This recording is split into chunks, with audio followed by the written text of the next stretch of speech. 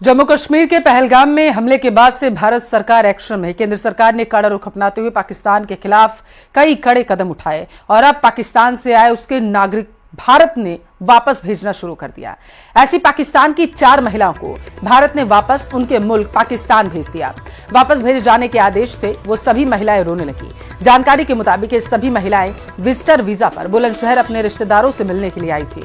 बता दें कि भारत सरकार ने पहलगाम हमले के बाद देश में रह रहे पाकिस्तानी नागरिकों को 48 घंटे के भीतर ही भारत छोड़ने का आदेश दिया है।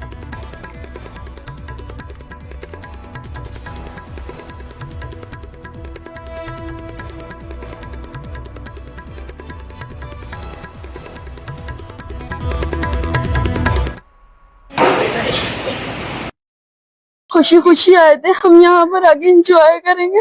नहीं पता था कि हम एक दिन में चले जाए। कौन है कौन आतंकवादी है हमें नहीं पता। फिलहाल जो भी जिसने भी किया ये बहुत बुरा किया, जिसने भी किया उसको बर्बाद अल्लाह ताला, वो अल्लाह बहुत बड़ा है, बड़ा गफूर रहीम है, वो सब देखता है। तो कौन है ये, मुसलमान हो या हिंदू हो, जो भी हो। बहुत ही दुख की बात है, पूरे हर उसके लिए जो है बहुत दुख की बात है। कोई भी जो है कोई इस मामले से खुश नहीं है। अब बस ऊपर वाला बेहतर करे, दोनों मुल्क के मामला आगे वो कायम रहें। कहीं की इधर की हो उधर की हो, हत्या गलत है। कश्मीर के पहलगाम में मंगलवार को हुए आतंकी हमले को लेकर एक बड़ा इनपुट सामने आया। पहलगाम से वापस उत्तर प्रदेश के जौनपुर लौटी मॉडल एकता तिवारी ने दावा किया कि जिन आतंकियों को स्केच सुरक्षा एजेंसी ने जारी किया उनमें से 2 खच्चर वाले हैं। इन्हीं के साथ वो पहलगाम गई थी, जहां इन्होंने एकता तिवारी के साथ बदसलूकी भी की थी। एकता तिवारी के मुताबिक इन्हें इन खच्चर वालों की हरकतें संदिग्ध लगी थी, इसलिए उसने इनका एक वीडियो भी बनाया था। अब आतंकियों का स्केच देखने के बाद उन्हें पता चला कि वह तो मौत के मुंह से निकलकर बाहर आई हैं। एकता तिवारी के मुताबिक आतंकियों का स्केच देखकर वह चौंक गई थी। उसने तत्काल सीएम हेल्पलाइन 1076 पर कॉल कर पूरी घटना की जानकारी दी है। कहा है कि उसे खच्चर पर ले जाने वाले दोनों लोगों की तस्वीर आतंकियों के स्केच से पूरी मिल रही है।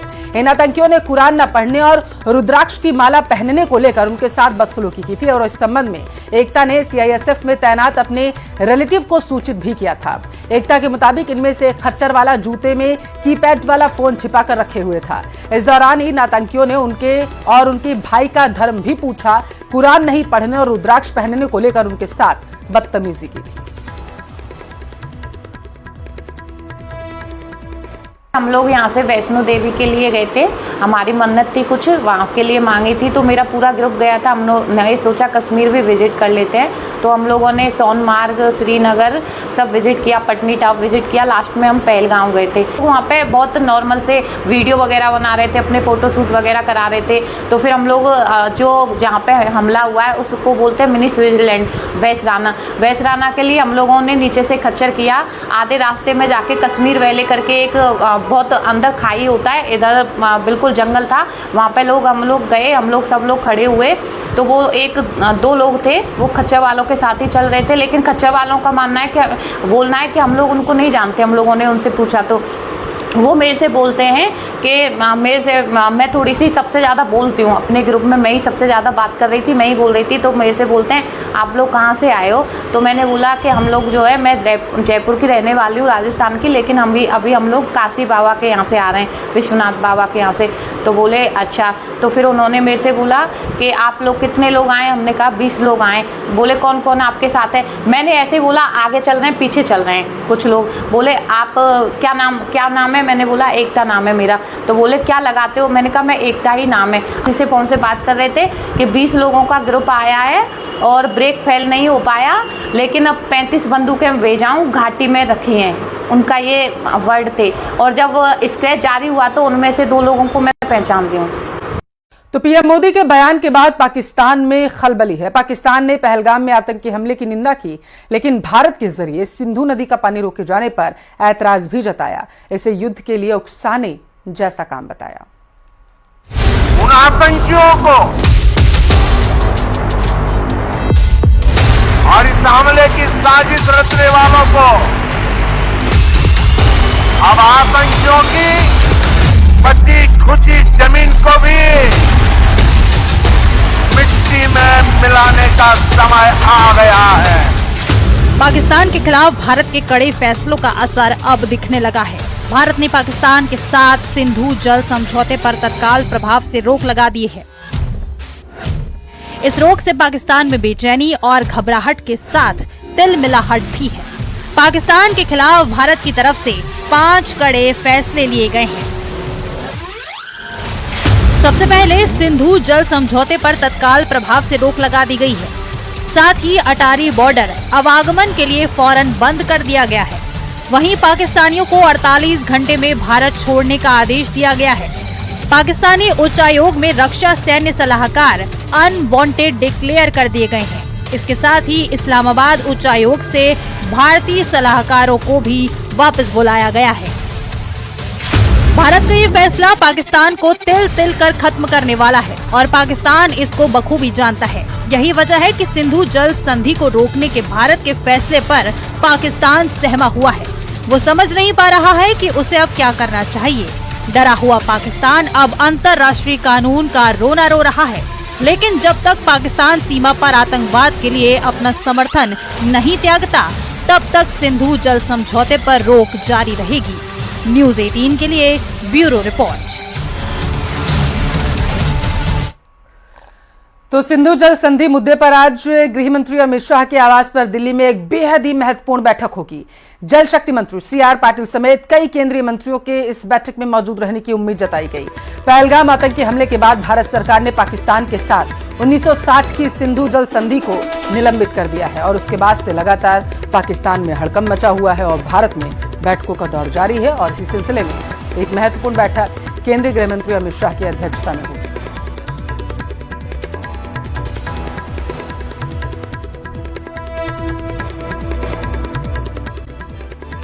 पहलगाम में हुए आतंकी हमले के बाद पूरी तरीके से सेना अलर्ट मोड में आ चुकी है। आज पहलगाम में आतंकी हमले वाली जगह जाएंगे army chief general Upendra Dwivedi.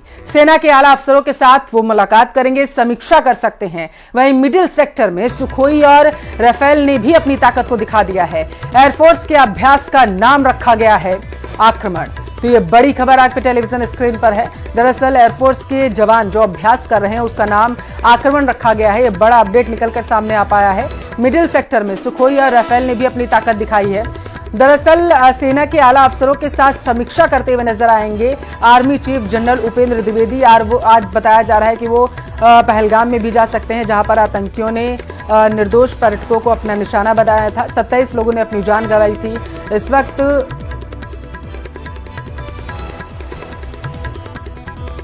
तो पहलगाम आतंकी हमले के बाद भारत सरकार ने पाकिस्तान के साथ सिंधु जल संधि को स्थगित करने का फैसला लिया था। गुरुवार देर रात भारत की तरफ से पाकिस्तान को चिट्ठी भेजकर इसकी आधिकारिक जानकारी दी गई। भारत में जल शक्ति मंत्री सचिव देवाश्री मुखर्जी ने पाकिस्तानी जल संसाधन मंत्रालय के सचिव मुर्तजा को पत्र लिखा। इसमें कहा गया कि यह संधि अच्छे संदर्भ में की गई थी, लेकिन अच्छे रिश्तों के बिना इसे बनाए नहीं रखा जा सकता। पहलगाम के नजदीक बैसरन घाटी में 22 अप्रैल को आतंकियों ने 26 टूरिस्टों की हत्या कर दी थी। इनमें से एक नेपाली नागरिक था।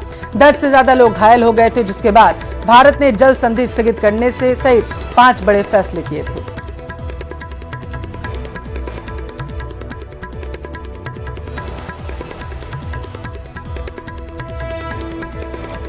तो देखिए, जो पत्र लिखा गया है पाकिस्तान के लिए वो हम आपको दिखा रहे हैं। यही वो पत्र है जिसमें बताया गया कि किस तरीके से सिंधु जल संधि जो हुई थी, जल को लेकर के जो समझौता हुआ था, जो 3 नदियों का जल पाकिस्तान को दिया जाता था, वो बताया गया है भारत की तरफ से कि एक अच्छे रिश्ते की शुरुआत के तौर पर किया गया था, ताकि दोनों देशों में जो रिश्ते हैं वो अच्छे हो सके। लेकिन पाकिस्तान ने कभी भी इस संधि को पालना नहीं की थी और यही वजह है कि अब इस संधि को तोड़ने का फैसला भारत सरकार की तरफ से लिया गया। भारत ने पाकिस्तान को यही वो चिट्ठी लिखी है जो हम आपको दिखा रहे हैं। पहलगाम में हुए नरसंहार के बाद लगातार भारत की तरफ से एक्शन लिए जा रहे हैं और इससे पाकिस्तान में खलबली मची हुई है, क्योंकि सिंधु जल समझौता स्थगित होने के बाद पाकिस्तान बूंद बूंद पानी के लिए तरसेगा।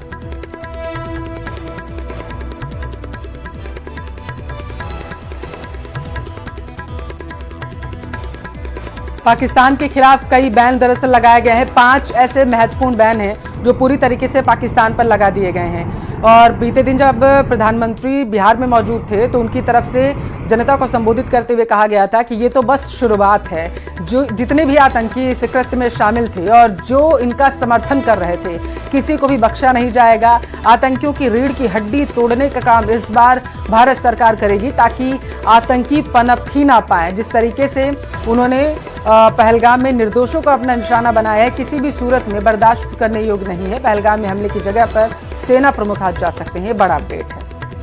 उधर जनरल उपेंद्र द्विवेदी श्रीनगर पहुंचे हुए हैं। आर्मी चीफ उपेंद्र द्विवेदी श्रीनगर में इस वक्त मौजूद हैं, ऐसी जानकारी है। पहलगाम में हमले वाली जगह भी आर्मी चीफ जा सकते हैं, ये बड़ा अपडेट इसमें निकलकर सामने आ पा रहा है। तो आपकी जानकारी के लिए आपको बताते चलें कि केंद्रीय गृह मंत्री अमित शाह ने भी पहलगाम में हमले वाली जगह का दौरा किया था और उन्होंने जानकारी ली थी वहां पर।